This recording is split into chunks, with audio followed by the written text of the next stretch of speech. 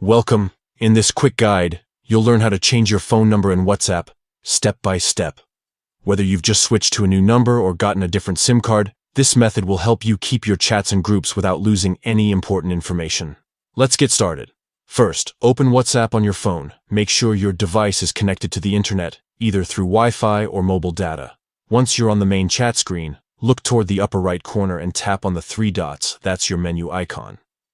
From the list of options, select Account. This is where you can manage your privacy, security, and personal details related to your WhatsApp profile. Under the Account section, tap on Change Number. A screen will appear, explaining that this feature helps you migrate your account information, groups, and settings from your old number to your new one.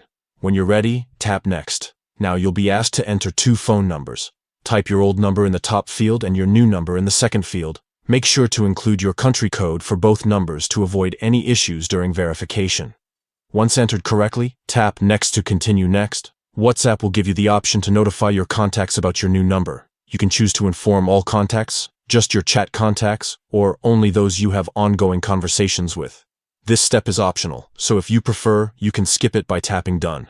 The final step is verifying your new number. WhatsApp will send a verification code to the new number via SMS or a phone call. Enter that code in the app, and once it's confirmed, your WhatsApp account will now be linked to your new number. All your chats, media, and groups will stay intact, and that's it.